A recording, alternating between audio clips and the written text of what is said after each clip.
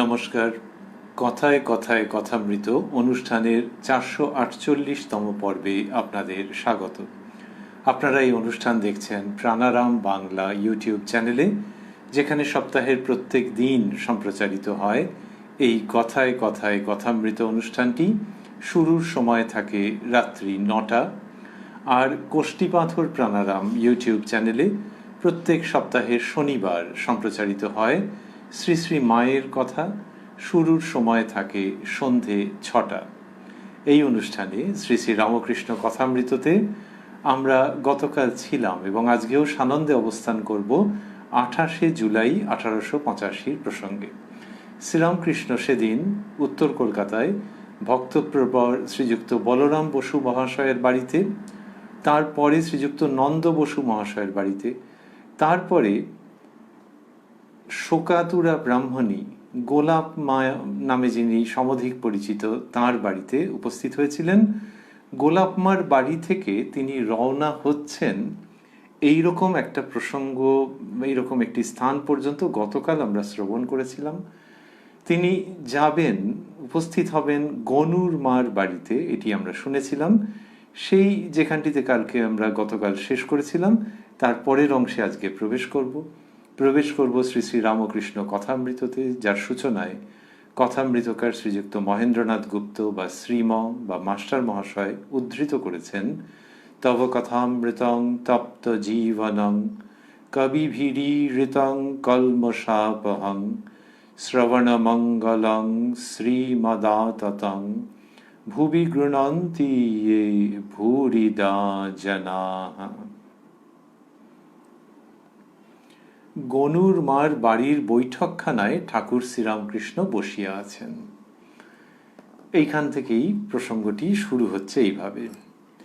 গনুর মা, ইনি হলেন রামকৃষ্ণ ভাবমণ্ডলে বিখ্যাত যোগিন মা।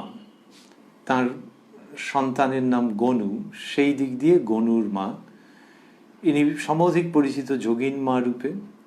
যোগীন্দ্র মোহিনী বিশ্বাস, শ্রী শ্রী মা একে অসামান্য ভালোবেসেছেন। শ্রীরামকৃষ্ণের অভয় আশ্রয় লাভ করেছেন তিনি। শ্রীরামকৃষ্ণের কিছু সেবা করেছেন, আর জীবনের দীর্ঘ সময় শ্রী শ্রী মায়ের সঙ্গে অতিবাহিত হয়েছে যোগিন মায়ের। এই যোগিন মাই ওই শোকাতুরা ব্রাহ্মণী, যার কথা গতকাল আমরা শুনে এসেছি, তাকে তার প্রবল শোকের সময় শ্রীরামকৃষ্ণের কাছে নিয়ে গিয়ে উপস্থিত করিয়েছিলেন।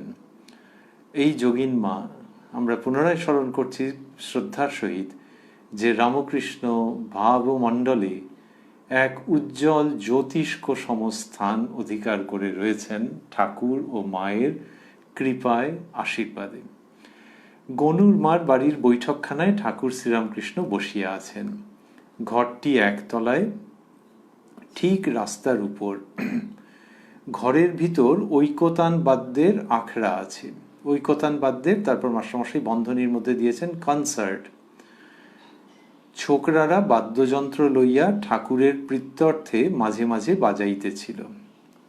রাত 8:30। আমরা দেখেছি যে গোলাপ মায়ের বাড়ি থেকে শ্রীরামকৃষ্ণ যখন রওনা হচ্ছেন তখন প্রায় 8টা, এখানে রাত 8:30। তার মানে বেশ অনেকটাই। 28শে জুলাই তো সেকালের কলকাতা, রাত 8:30 মানে তো বেশ অনেকটাই। কিন্তু ঠাকুর শ্রীরামকৃষ্ণ এই ভক্ত বাড়িতে যাবেন, কথা দিয়েছেন, উপস্থিত হচ্ছেন, এবং কি আনন্দের সঞ্চার হচ্ছে। রাত 8:30। আজ আষাঢ় মাসের কৃষ্ণা প্রতিপদ। চাঁদের আলোতে আকাশ, গৃহ, রাজপথ সব যেন প্লাবিত হইয়াছে। ঠাকুরের সঙ্গে সঙ্গে ভক্তেরা আসিয়া ওই ঘরে বসিয়াছেন। ব্রাহ্মণীও সঙ্গে সঙ্গে আসিয়াছেন। তিনি একবার বাড়ির ভিতর যাইতেছেন, একবার বাহিরে আসিয়া বৈঠকখানার দরজার কাছে আসিয়া দাঁড়াইতেছেন। পাড়ার কতকগুলি ছোকরা বৈঠকখানার জানালার উপর উঠিয়া ঠাকুরকে দেখিতেছে। পাড়ার ছেলে বুড়ো সকলেই ঠাকুরের আগমন সংবাদ শুনিয়া ব্যস্ত হইয়া মহাপুরুষ দর্শন করিতে আসিয়াছেন। এই যে মাস্টারমশাই লিখছেন তার মধ্যে আমরা পাচ্ছি যে পাড়ার সব এসেছেন এবং কতকগুলি ছোকরা বৈঠকখানার জানলার উপর উঠিয়া ঠাকুরকে দেখিতেছেন। তো ওইখানে উঠেছে যে দেখতে যাতে সুবিধে হয়। তো কিরকম একটা দেখাচ্ছে, কিন্তু তখনকার কলকাতায় তো ওরকম হতো, জানলার উপরে উঠে সব দেখছে একবারে হাঁ করে যে ঠাকুর এসেছেন। আর পাড়ার ছেলে বুড়ো সকলেই ঠাকুরের আগমন সংবাদ শুনিয়া ব্যস্ত হইয়া মহাপুরুষ দর্শন করিতে আসিয়াছেন। এইবার ওইখানে উপস্থিত আছেন শ্রীযুক্ত ছোট নরেন। এর কথা আমরা গতকালের পর্বে পেয়েছি যে গোলাপ মায়ের বাড়িতে তিনি ছিলেন, গোলাপ মা তাকে নিমন্ত্রণ করে এনেছেন, আর গোলাপ মা বলেছেন যে সে না হলে হাসাবে কে, এরকম কথা বলেছেন, বা হাসবে কে। তা এই এই যে তিনি বলেছেন, এখানেও আমরা দেখছি যে শ্রীরামকৃষ্ণ যখন এখানে এসেছেন যোগিন মায়ের বাড়িতে, তখন এই ছোট নরেনকে আমরা পাবো।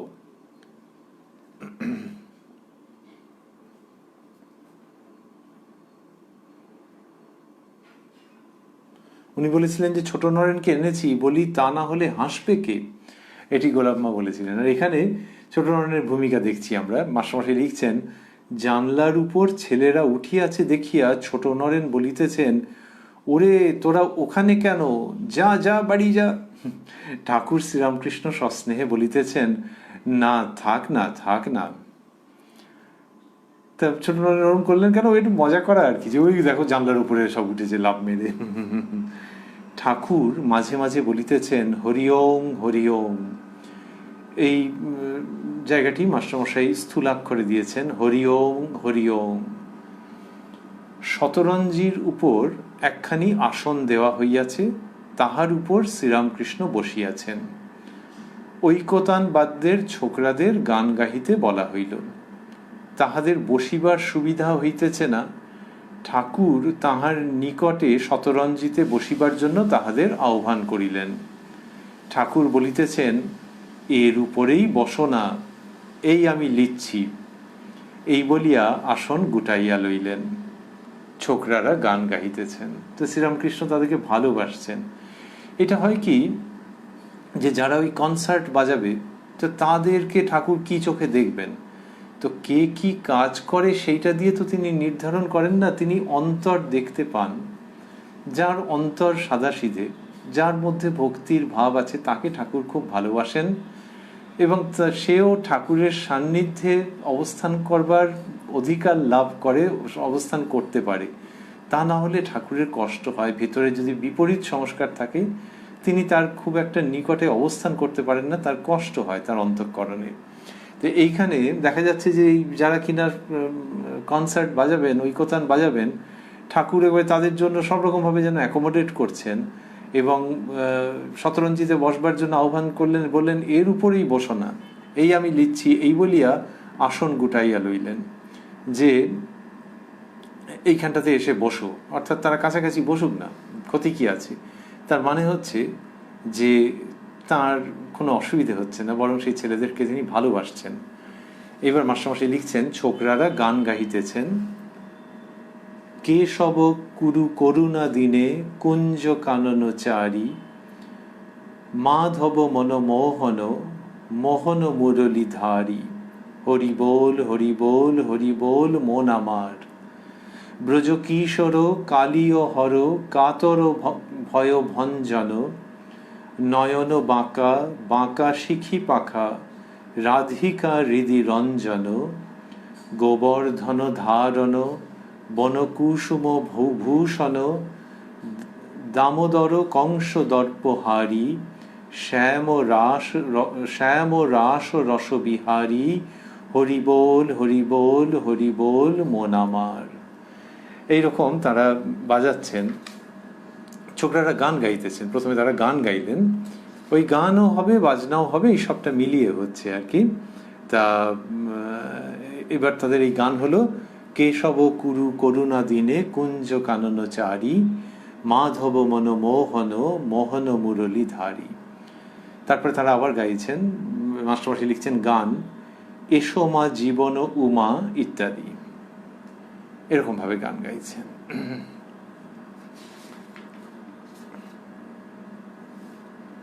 এবারে শ্রীরামকৃষ্ণ বলছেন, আহা কি গান, কেমন বেহালা, কেমন বাজনা, আনন্দ করছেন।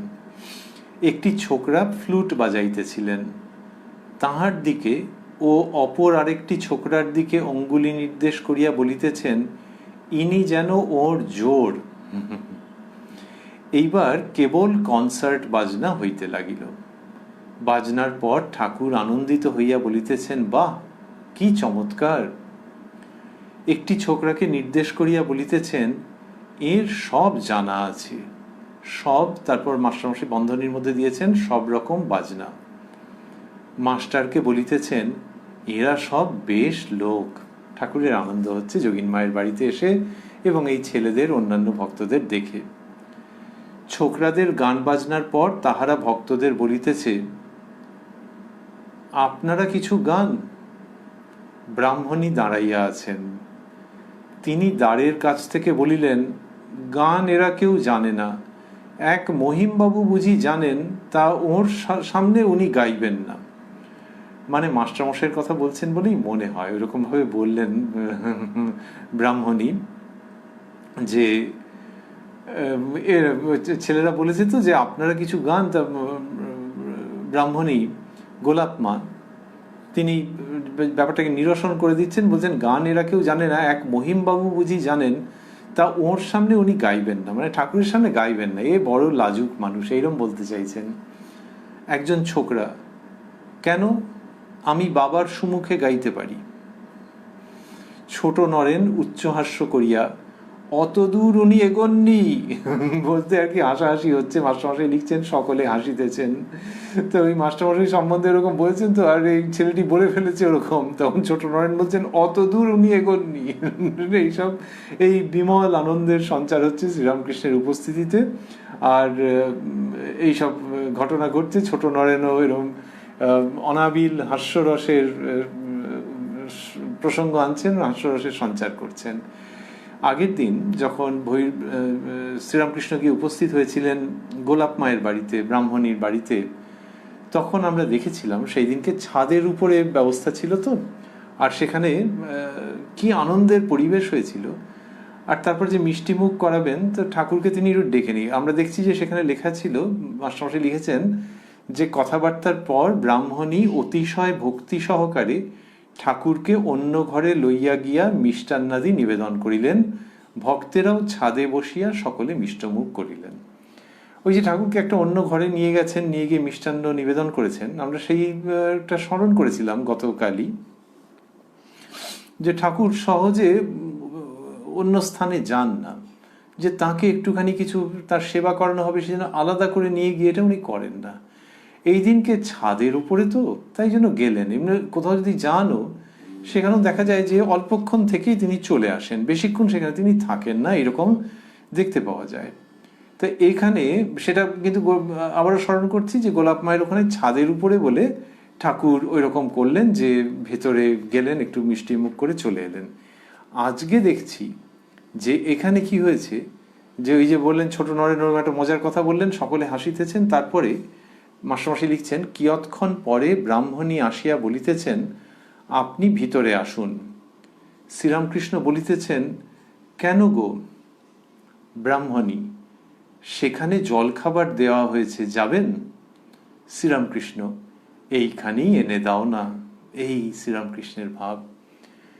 ওই তিনি ভগবান, অবতার পুরুষ, যেভাবেই ভাবি না কেন, কিন্তু তার যে এমনি জীবনটা, একটা মানুষের জীবন যেমনটি হয়, যেমনটা হওয়ার কথা, যেমনটা দেবভাবে পরিপূর্ণ একটি সত্তা, সেইটি দেখতে পাওয়া যায় তার জীবনে। সেখানে এক হচ্ছে আলাদা করে নিয়ে গিয়ে কিছু খাওয়ানো হবে, কি দরকার।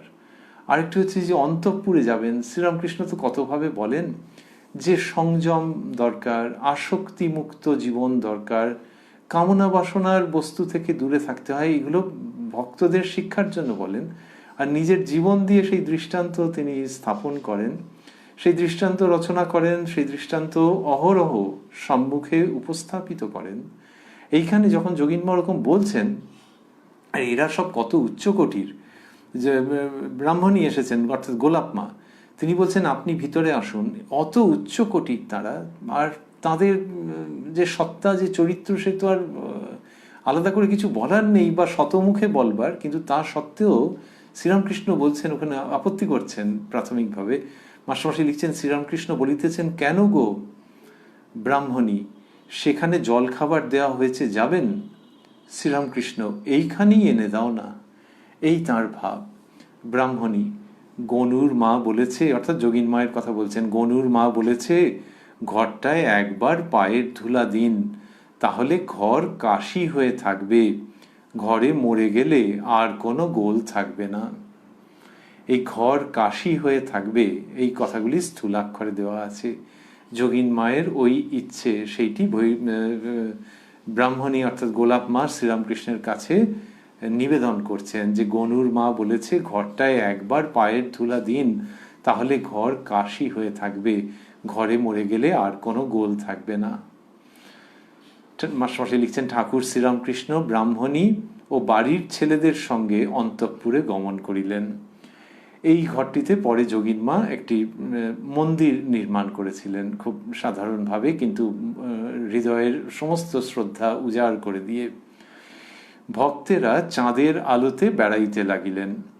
মাস্টার ও বিনোদ বাড়ির দক্ষিণ দিকে সদর রাস্তার উপর গল্প করিতে করিতে পাদচারণ করিতেছেন। কি অপূর্ব পরিবেশ, যে ভক্তেরা চাঁদের আলোয় বেড়াচ্ছেন। মাস্টার ও বিনোদ, বিনোদ বিহারী সোম, পদ্ম বিনোদ নামে পরিচিত পরবর্তীকালে।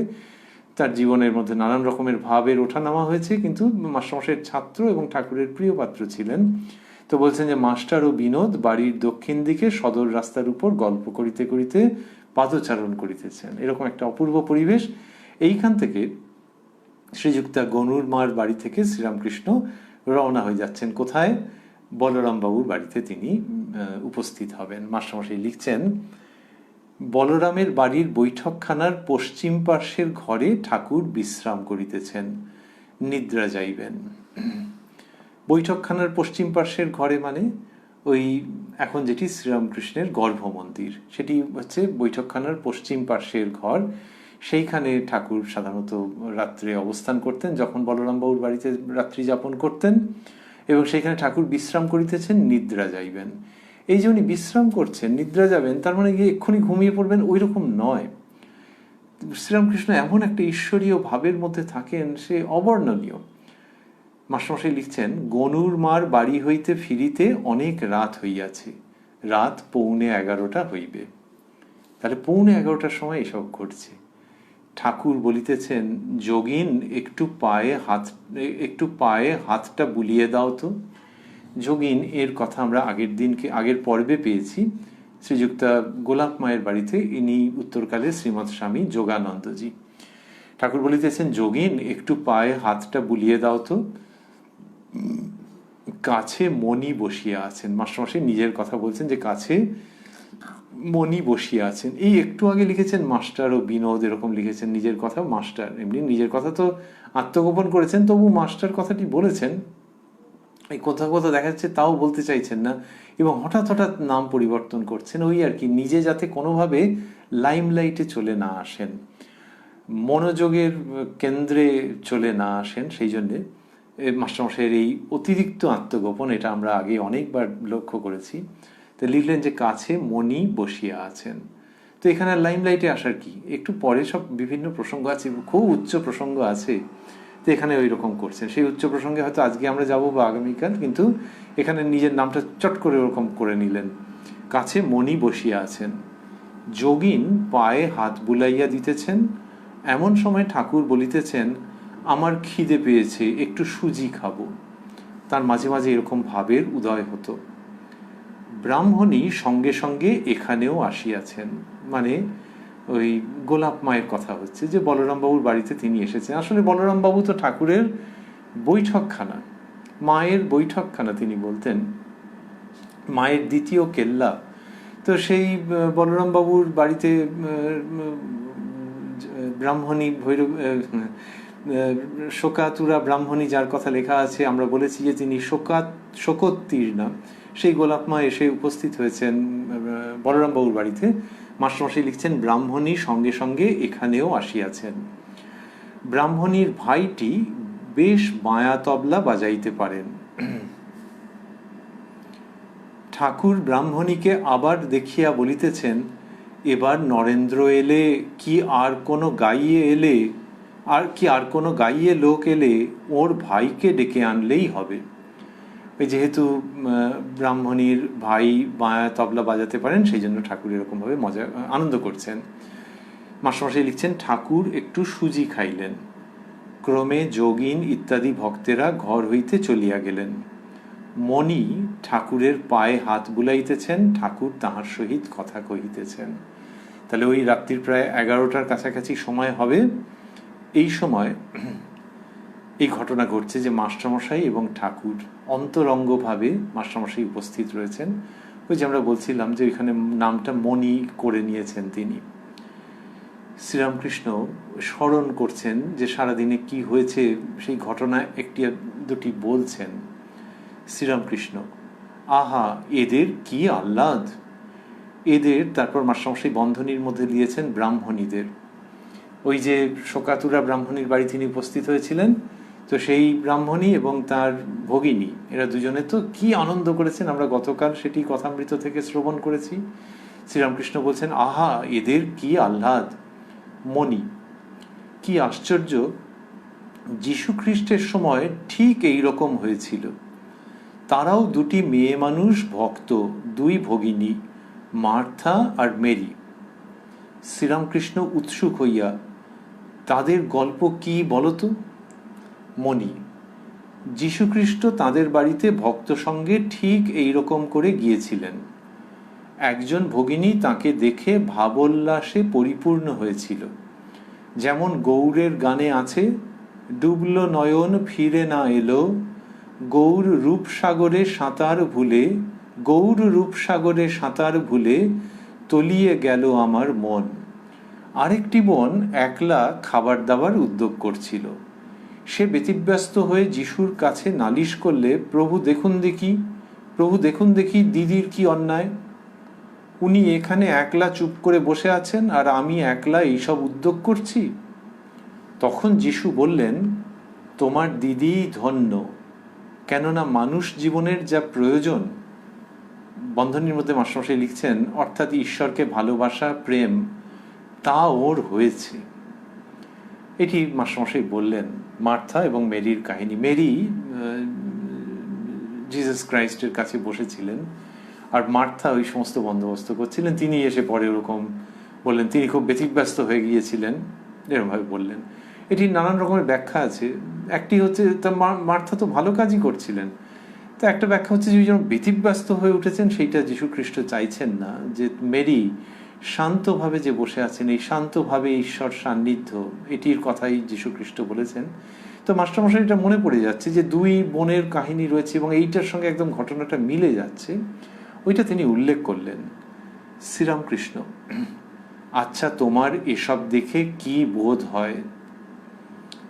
মণি, আমার বোধ হয় তিনজনেই এক বস্তু।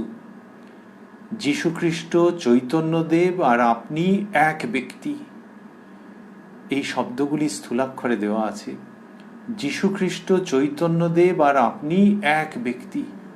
মাস্টারমশাই এই গভীর উক্তিটি করছেন।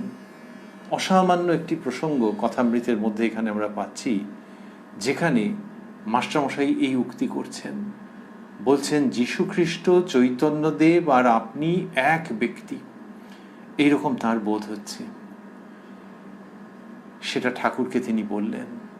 যীশুখ্রিস্ট, চৈতন্যদেব ভিন্ন ভিন্ন স্থানে ভিন্ন ভিন্ন সময়ে আবির্ভূত, আর উনি বলছেন যীশুখ্রিস্ট, চৈতন্যদেব আর আপনি এক ব্যক্তি। বলরাম মন্দিরে 28শে জুলাই 1885 রাত্রির 11টার পরে কোনো একটি সময়ে, সম্ভবত এই কথা হচ্ছে 11টার কাছাকাছি, যখন বলেছেন যীশুখ্রিস্ট, চৈতন্যদেব আর আপনি এক ব্যক্তি, তখন শ্রীরামকৃষ্ণ বলছেন, মাস্টারমশাই লিখছেন, শ্রীরামকৃষ্ণ এক এক, এই দুটি শব্দ স্থূলাক্ষরে দেওয়া আছে। এক এক এক বই কি তিনি দেখছো না, যেন এর উপর এমন করে রয়েছে তিনি। বন্ধনীর মধ্যে মাস্টারমশাই দিয়েছেন ঈশ্বর, তিনি দেখছো না যেন এর উপর এমন করে রয়েছে। এমন করে মানে হুমড়ি খেয়ে পড়া যেরকম ভাবে, যেন পুরো আগলে রেখেছেন, পুরো দখল করে নিয়েছেন, পুরো অস্তিত্বের সঙ্গে এক হয়ে গেছেন ঈশ্বর। সেরকম ভাবে শ্রীরামকৃষ্ণ বলছেন যে দেখছো না, তিনি দেখছো না যেন এর উপর এমন করে রয়েছে। মাস্টারমশাই লিখছেন, এই বলিয়া ঠাকুর নিজের শরীরের উপর অঙ্গুলি নির্দেশ করিলেন, যেন বলছেন ঈশ্বর তাঁরই শরীর ধারণ করে অবতীর্ণ হয়েই রয়েছেন। কি অসামান্য একটি প্রসঙ্গের সম্মুখীন আমরা, যেখানে যখন মাস্টারমশাই বললেন যে যীশুখ্রিস্ট চৈতন্যদেব আর আপনি এক ব্যক্তি, শ্রীরামকৃষ্ণ বলছেন এক এক।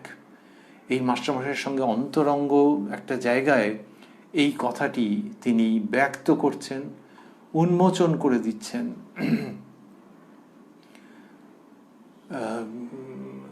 এটি ঘটছে যে কোনো যেন বন্ধন রাখছেন না, ফাঁস করে দিচ্ছেন এই রহস্য। সেই রকমভাবে বললেন এক এক। এরকম শ্রীরামকৃষ্ণ সচরাচর বলেন না, ঘন ঘন বলেন না, যখন তখন বলেন না, কিন্তু আজকে মাস্টারমশাইয়ের কাছে এই কথাটি তিনি বলছেন। অর্থাৎ সেই যে অবতার, আমাদের সনাতন শাস্ত্রে তো এরকমই বিশ্বাস, আমাদের পরম্পরার মধ্যে, যে তিনি নানা রূপ ধরে অবতীর্ণ হন। শ্রীরামকৃষ্ণ বলছেন এক এক, আর বললেন যে দেখছো না যেন এর উপর এমন করে রয়েছে। মানে এর উপর মানে কি? ওই শ্রীরামকৃষ্ণের দেহ। এর বলার মধ্যে হচ্ছে যে ভেতরে তিনি রয়েছেন, এবং ভেতরে যে তিনি রয়েছেন সেই ঈশ্বর এর উপরে এমন করে রয়েছে। তার মানে দেহটা খোল মাত্র, তিনি বলতে ভালোবাসতেন। অর্থাৎ এর মধ্যেও কিন্তু শ্রীরামকৃষ্ণের সেই বিনয়টা রয়েছে। বিনয় বললে একটু লৌকিক মনে হয়, শ্রীরামকৃষ্ণ নিজের জন্য আসলে কিচ্ছু রাখেন না। তা বলছেন যে ঈশ্বর এর উপরে রয়েছে। তার মানে তিনি বলছেন যেন যে এই দেহটাকে অবলম্বন করে, এই দেহের মধ্যে তিনি আবির্ভূত হয়েছেন। দেহ এবং দেহি, সেই তিনি এই দেহটার ভেতরে দেহি রূপে অবস্থান করছেন। শ্রীরামকৃষ্ণ সেইটি বলছেন বলে তারপরে আমরা পাচ্ছি তার এই উক্তির পর মাস্টারমশাই লিখছেন তার নিজের কথা, মনি, সেদিন আপনি এই অবতীর্ণ হওয়ার ব্যাপারটি বেশ বুঝিয়ে দিচ্ছিলেন। শ্রীরামকৃষ্ণ, কি বলো দেখি? এই যে বলছেন কি বলো দেখি, ঠাকুর তো জানেন যে কোন প্রসঙ্গ, কিন্তু ওই একটা তার আছে যে মাস্টারমশাই কতটা কি বুঝেছেন সেটাও তিনি বুঝতে চান সেই মাস্টারমশাই সম্বন্ধে যিনি শ্রীরামকৃষ্ণের কৃপায় রচনা করবেন শ্রী শ্রী রামকৃষ্ণ কথামৃত, শ্রীরামকৃষ্ণের কৃপায়, মায়ের আশীর্বাদে। তো সেই তার কাছে তিনি কখনো কখনো জানতেও চেয়েছেন। এইখানে বলছেন কি বলো দেখি, মনি,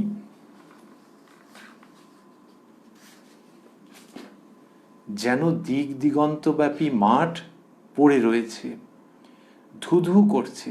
ঠাকুরেরই উপমা বলছেন, সম্মুখে পাঁচিল রয়েছে বলে আমি দেখতে পাচ্ছি না, সেই পাঁচিলে কেবল একটি গোল ফাঁক, সেই ফাঁক দিয়ে অনন্ত মাঠের খানিকটা দেখা যায়।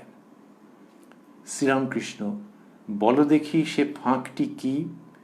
মনি, সে ফাঁকটি আপনি, আপনার ভিতর দিয়ে সব দেখা যায়, সেই দিক দিগন্তব্যাপী মাঠ দেখা যায়। মাস্টারমশাই এগুলি বলে চলেছেন, যেখানে বললেন যে সে ফাঁকটি আপনি, এই আপনি শব্দটিকে স্থূলাক্ষরে দেওয়া আছে, মাস্টারমশাই দিয়েছেন, আর সেই দিক দিগন্তব্যাপী মাঠ দেখা যায়, এই শব্দগুলিকেও স্থূলাক্ষরে দিয়েছেন তিনি। শ্রীরামকৃষ্ণ, তারপর তিনি লিখছেন, শ্রীরামকৃষ্ণ অতিশয় সন্তুষ্ট, মনির গা চাপড়াতে লাগলেন আর বললেন, তুমি যে ওইটে বুঝে ফেলেছ, বেশ হয়েছে। কি অপূর্ব সমর্থন, আত্মপ্রকাশ। বলছেন মাস্টারমশাই, ওই যে মাস্টারমশাই যখন বললেন সেদিন আপনি এই অবতীর্ণ হওয়ার ব্যাপারটি বেশ বুঝিয়ে দিচ্ছিলেন, তখন ঠাকুর বললেন কি বলো দেখি। মাস্টারমশাই ওই ঠাকুরের অপূর্ব উপমাটি পুনরায় ব্যক্ত করলেন ঠাকুরেরই নির্দেশে, ইচ্ছায়, যেন দিক দিগন্তব্যাপী মাঠ পড়ে রয়েছে, যেন দিক দিগন্তব্যাপী মাঠ পড়ে রয়েছে, ধুধু করছে। তার মানে সেই অনন্ত সচ্চিদানন্দ ব্রহ্ম, সম্মুখে পাঁচিল রয়েছে বলে আমি দেখতে পাচ্ছি না, সেই পাঁচিলে কেবল একটি গোল ফাঁক। সেই পাঁচিলটা তাহলে কি? পাঁচিলটা হচ্ছে এই সংসার, সংসারের জন্য দেখা যাচ্ছে না। এগুলি শ্রীরামকৃষ্ণের শিক্ষা। তো কেবল একটি গোল ফাঁক, সেই ফাঁক দিয়ে অনন্ত মাঠের খানিকটা দেখা যায়। তার মানে কি, যে খানিকটা দেখা যায় মানে যে আক্ষেপ তা নয়, খানিকটা দেখতে পাওয়া মানে তো বিরাট আনন্দ। কারণ যেন একটা বদ্ধ অবস্থায়, পাঁচিলের মধ্যে দিয়ে বদ্ধ অবস্থা, তো পাঁচিলের এপার আর ওপার, পাঁচিলটা যেন একটা রয়েছে, ওটা একটা মনে হচ্ছে আছে বলে, তার মাঝখানে একটা ফাঁক, আর এই পাঁচিলটা আছে বলে কিন্তু দেখতেও পাচ্ছ না। তাহলে মনে হচ্ছে কেন? অদ্বৈতবাদীরা একরকম ভাবে বলবেন, দ্বৈতবাদীরা একরকম ভাবে বলবেন, কিন্তু দেখা যাচ্ছে না। এইবার তার মাঝখানে একটা ফাঁক, এবং সেই ফাঁকটা দিয়ে অনন্ত মাঠের খানিকটা দেখা যায়। শ্রীরামকৃষ্ণ বলো দেখি সে ফাঁকটি কি? সে ফাঁকটি আপনি, বলছেন মাস্টারমশাই। এই যে অবতার যখন অবতীর্ণ হচ্ছেন, তখন তার মধ্য দিয়ে সেই অনন্ত সচ্চিদানন্দকে দর্শন করতে পারা যায়। এখন এই যে বললেন অল্প অল্প, সেটা হচ্ছে সাধক ভেদে এক এক রকম ভাবে বুঝবেন। আর যাই বুঝুন না কেন, এই যে নরলীলা, এই যে অবতার, তাকে দেখা মানেই সবটা, ওই অনন্তের খানিকটা হলো মানে সবই হয়ে গেল। কারণ শ্রীরামকৃষ্ণ বলছেন যে গঙ্গা যদি স্পর্শ করতে হয়, তাহলে কি একবারে হরিদ্বার থেকে সাগর পর্যন্ত স্পর্শ করতে হয়? এক জায়গায় স্পর্শ করলেই হলো। সেই রকম অবতারকে দেখাও যায়, ঈশ্বরকে দেখাও তাই। এখানে ওই ঈশ্বর সচ্চিদানন্দ শ্রীরামকৃষ্ণ সমর্থক রূপে ব্যবহার করেছেন। সেই শ্রীরামকৃষ্ণ যিনি বলেছেন, তোমরা যাকে ব্রহ্ম বলো তাকেই আমি কালী বলে কই। আর এখানে মাস্টারমশাই যখন গোল ফাঁকের কথা বললেন, ঠাকুর বললেন বলো দেখি সে ফাঁকটি কি? মাস্টারমশাই বলছেন, তিনি লিখছেন, মণি, সে ফাঁকটি আপনি। আপনার ভিতর দিয়ে সব দেখা যায়, সেই দিক দিগন্ত ব্যাপী মাঠ দেখা যায়। এখানে আর খানিকটার কথা তিনি বলছেন না। শ্রীরামকৃষ্ণ অতিশয় সন্তুষ্ট, মনির গা চাপড়াতে লাগলেন। কি অপূর্ব দৃশ্য! মাস্টারমশাইয়ের গা চাপড়ে দিচ্ছেন শ্রীরামকৃষ্ণ। কি করছেন? চাপড়ে দিচ্ছেন।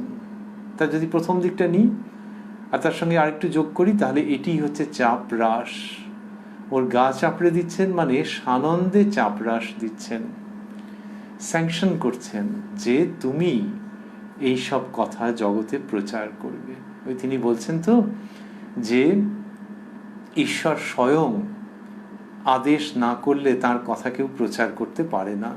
প্রচার করবে কিন্তু কেই বা শুনবে।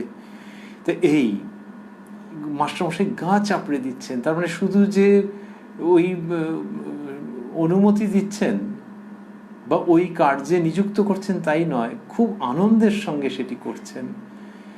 গা চাপড়ে চাপরাস প্রদান করছেন শ্রীরামকৃষ্ণ। বললেন, মাস্টারমশাই লিখছেন যে শ্রীরামকৃষ্ণ অতিশয় সন্তুষ্ট, মনির গা চাপড়াতে লাগলেন। কি অপূর্ব দৃশ্য! আর বললেন, তুমি যে ওইটে বুঝে ফেলেছ, তুমি যে ওইটে বুঝে ফেলেছ, বেশ হয়েছে। মনি, ওইটি শক্ত কিনা, পূর্ণব্রহ্ম হয়ে ওইটুকুর ভিতর কেমন করে থাকেন, ওইটি বোঝা যায় না। এটি শ্রীরামকৃষ্ণের কাছে এই ভাবটি তিনি পেয়েছেন যে এই অবতারকে সহজে চিনতে পারা যায় না। তো এটা শক্ত, এটা তিনি বলছেন। এইসব কারণেই আমাদের মনে হয় যে মাস্টার নামটি দেননি, মণি নামটি দিয়েছেন। যে তার এই যে ভাবটা হয়েছে, সেটা শ্রীরামকৃষ্ণের কাছে ওই অন্তরঙ্গ মুহূর্তে তিনি ব্যক্ত করছেন, যেটা শক্ত, এটা বোঝাটা।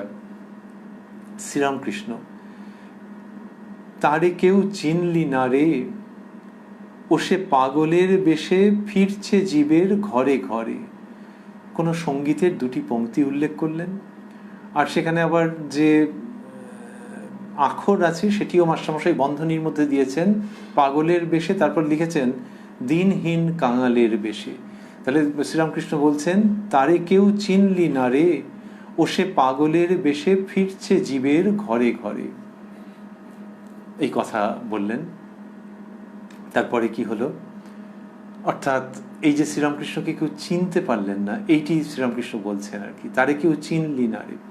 এই যে চিনতে পারেন না সকলে, এটির কথা এবং গানের পংক্তিতে পংক্তিতে সুরে সুরে যেমন শ্রীরামকৃষ্ণ বলছেন, তেমনি তিনি আবার বলেছেন যে চিনতে পারা যায় না সহজে। রামচন্দ্র যখন আবির্ভূত হয়েছিলেন, অবতীর্ণ হয়েছিলেন, তখন ভরদ্বাজ প্রমুখ 12 জন ঋষি, তারা রামচন্দ্রকে চিনতে পেরেছিলেন। অন্যেরা ভাবতেন যে দশরথ পুত্র, কিন্তু এরা তাকে অবতার বলে চিনেছিলেন অল্প কয়েকজন।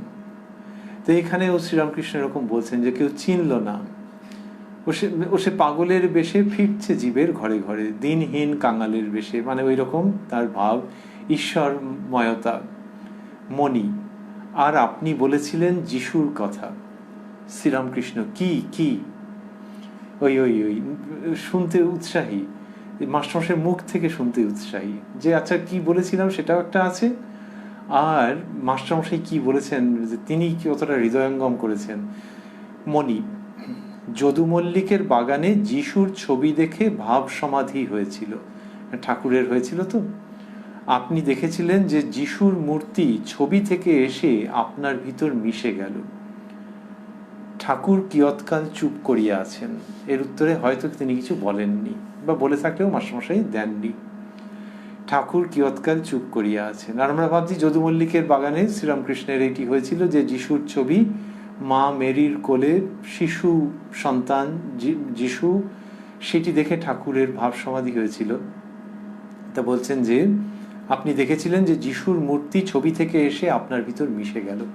ঠাকুর কিয়ৎকাল চুপ করিয়া আছেন। তারপর আবার মণিকে বলিতেছেন, এই যে গলায় এইটে হয়েছে, ওর হয়তো মানে আছে, সব লোকের কাছে পাছে হালকামি করি, না হলে যেখানে সেখানে নাচা গাওয়া তো হয়ে যেত, না হলে যেখানে সেখানে নাচা গাওয়া তো হয়ে যেত।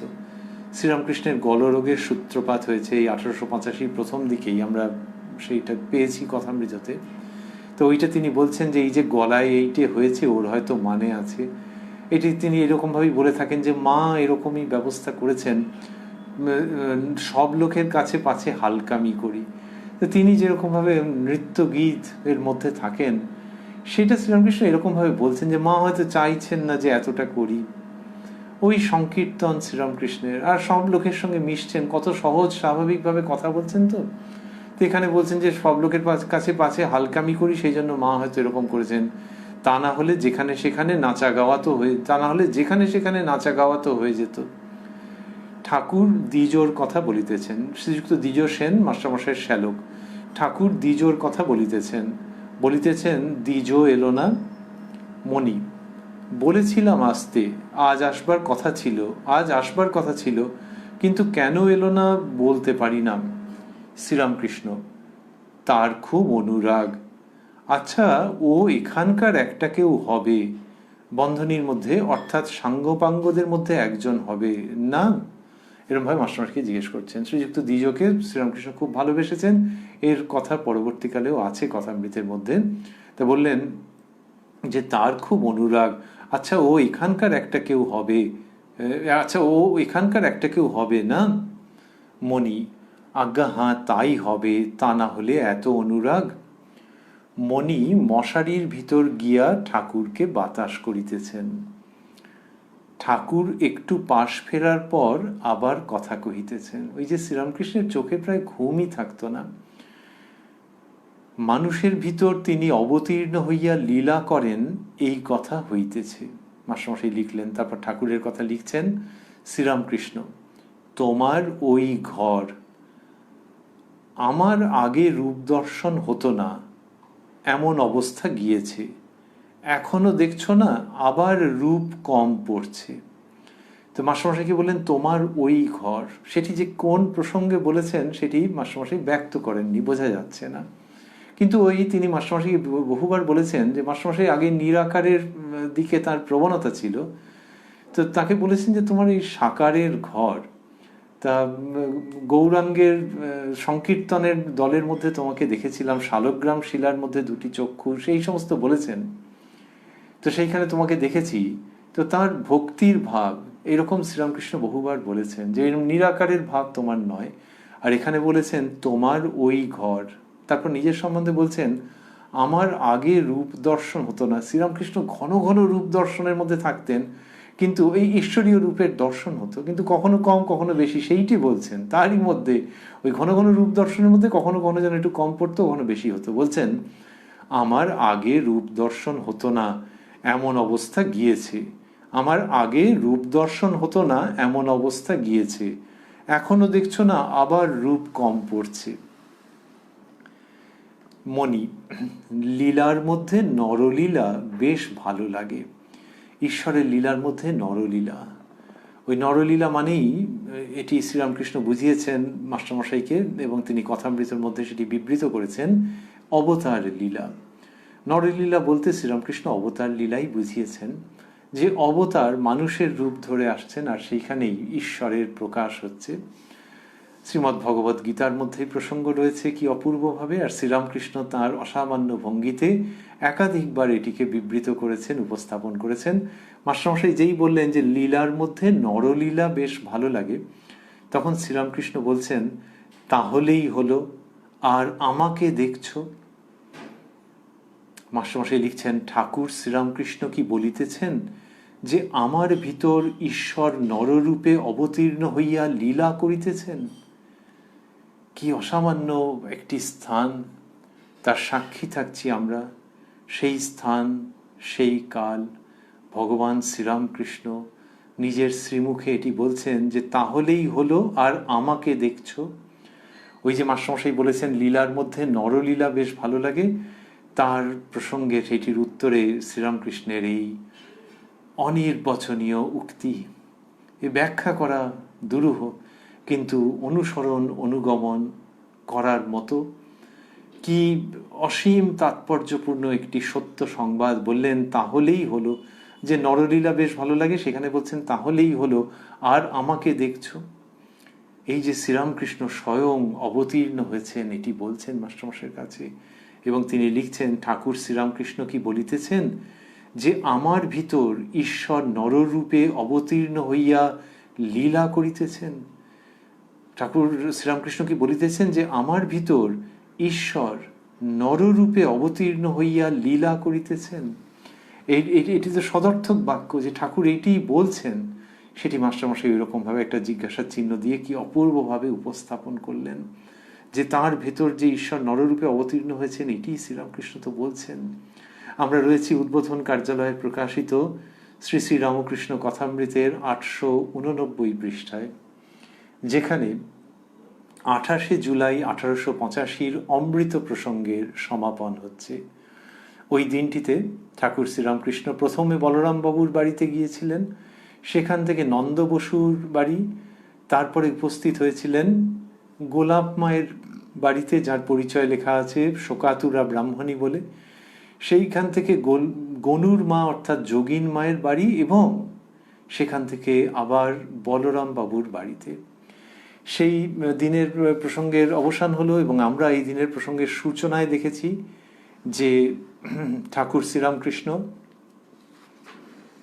যোগিন মায়ের বাড়ি অর্থাৎ গনুর মায়ের বাড়িতে যে উপস্থিত হয়েছেন, সেইখানে তিনি আনন্দ করেছেন, ছেলেরা কনসার্ট বাজিয়েছে। তারপরে ভেতরের ঘরে যোগিন মায়ের বিশেষ প্রার্থনায় তিনি পদধূলি প্রদান করেছেন। তারপরে ভক্তদের আনন্দ সাগরে ভাসিয়ে দিয়ে যেন তিনি আনন্দ সাগরের আস্বাদন করিয়ে দিয়ে তিনি বলরাম মন্দিরে প্রত্যাবর্তন করেছেন। সেখানে তার সঙ্গে যীশুখ্রিস্টের সাদৃশ্যের কথা মাস্টারমশাই উত্থাপন করেছেন। ওই শোকাতুরা ব্রাহ্মণীর প্রসঙ্গ, যে সেখানে দুই ভগিনী, তার সঙ্গে মার্থা মেরির সাদৃশ্য। এই করতে করতে যখন মাস্টারমশাই বলেছেন যে আমার বোধ হয় তিনজনেই এক বস্তু, যীশুখ্রিস্ট, চৈতন্যদেব আর আপনি এক ব্যক্তি, তখন শ্রীরামকৃষ্ণ বলেছেন এক এক এক বই কি, তিনি দেখছো না যেন এর উপর এমন করে রয়েছে।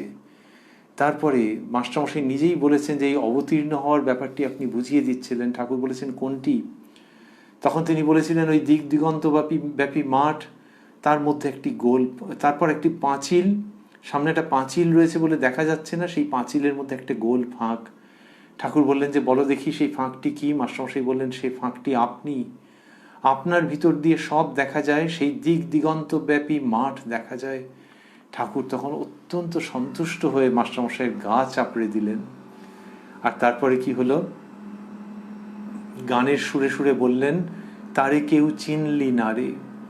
আর তারপরে যীশুখ্রিস্টের প্রসঙ্গ আবারও এলো। আসার পর এই দিনের শেষের দিকে আমরা দেখছি যে যখন মাস্টারমশাই বললেন যে লীলার মধ্যে নরলীলা বেশ ভালো লাগে, শ্রীরামকৃষ্ণ বললেন তাহলেই হলো, আর আমাকে দেখছো। এটি 28শে জুলাই 1885 প্রসঙ্গ। শ্রীরামকৃষ্ণ দেহত্যাগ করেছেন 1886 ওই অগাস্ট মাসে, তার মানে তার বছর খানেক আগের ঘটনা এটি। আর 1886 1 জানুয়ারি তিনি কল্পতরু হয়েছেন। সেই কল্পতরু হয়েছেন, আর তিনি বলতেন যে যাবার আগে হাটে হাঁড়ি ভেঙে দিয়ে যাব। এই যে শ্রীরামকৃষ্ণ ওই কল্পতরু হয়েছেন, তার মানে স্বরূপে আত্মপ্রকাশ করছেন তিনি। তিনি যখন বলছেন তোমাদের চৈতন্য হোক, আশীর্বাদ করি তোমাদের চৈতন্য হোক, এরকম সাধারণত তিনি বলতেন না তো। বলতেন মায়ের ইচ্ছায় এই দেহটার মধ্যে দিয়ে যা কিছু হচ্ছে। এখানেও যে বললেন ওই সুরটা তো আমরা দেখছি যে ঈশ্বর যেন এর ওপর এমনি করে রয়েছে। কিন্তু ওই দিনকে বললেন তার মধ্যে যে আশীর্বাদ করি তোমাদের চৈতন্য হোক, তার মানে ওই স্বস্বরূপে আত্মপ্রকাশ। তো এই কল্পতরু দিবসের এইটি সঙ্গে এই তাৎপর্য অঙ্গাঙ্গিভাবে যুক্ত হয়ে আছে। আর ওই যে হাটে হাঁড়ি ভেঙে দেওয়া আমরা দেখছি 1885তেও সেটি রয়েছে, কিন্তু হাটের মধ্যে সেটা ভেঙেছেন কিনা বলা যাবে না। ওই রাত্রিবেলায় মাস্টারমশাইয়ের সঙ্গে হচ্ছে তো, আর মাস্টারমশাই তো সঙ্গে সঙ্গে কথামৃত প্রকাশ করেননি, ঠাকুরের দেহাবসানের কত পরে করেছেন। কিন্তু বোঝা যাচ্ছে যে ওইটির সূত্রপাত হচ্ছে, ওটির সূচনা হচ্ছে, যে দেহ তার অবসানের দিকে যাচ্ছে, অন্তিম পর্যায়ের দিকে অগ্রসর হচ্ছে। কিন্তু শ্রীরামকৃষ্ণ স্বস্বরূপ ধীরে ধীরে ব্যক্ত করতে আরম্ভ করেছেন। মাস্টারমশাইয়ের কাছে যখন বললেন এই সমস্ত কথা, আর বললেন যে তাহলেই হলো, আর আমাকে দেখছো, তখন সেই স্বস্বরূপের কিঞ্চিত কিঞ্চিত প্রকাশ বই কি সেটি। আর ওই যে বললেন যে তারে কেউ চিনলি না রে, আক্ষেপ করে বলেননি, কিন্তু গানে ওরকম আছে, সেটিকে বলছেন। তিনি বলেছেন যে সবাই চিনতে পারে না, তো তারে কেউ চিনলি না রে, সেই তিনি যেন হাটে হাঁড়ি ভেঙে দেওয়ার সূচনা করছেন, সূত্রপাত করছেন। এক্ষেত্রে মাস্টারমশাইয়ের সঙ্গে সঙ্গোপনে অন্তরঙ্গভাবে, কিন্তু এই কথাগুলি কথামৃতের মধ্য দিয়ে জগতের কাছে প্রচারিত হবে শত সহস্র লক্ষ ধারে।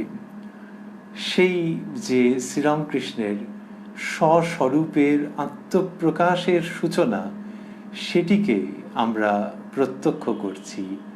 আর ভাবছি ওই অসামান্য উক্তিটির কথা মাস্টারমশাই যেখানে বললেন লীলার মধ্যে নরলীলা বেশ ভালো লাগে, তার উত্তরে ঠাকুর শ্রীরামকৃষ্ণ যা বলছেন সেই অসামান্য দেববাণী স্মরণ করে আজকের অনুষ্ঠানের সমাপন। ঠাকুর শ্রীরামকৃষ্ণ বলছেন তাহলেই হলো, আর আমাকে দেখছো। ওং নিরঞ্জনং নিত্যম অনন্ত রূপং ভক্তানুকম্পাধৃত বিগ্রহং বৈ ঈশাবতারং পরমেশমিদ্যং তং রামকৃষ্ণং শিরসা নমামঃ।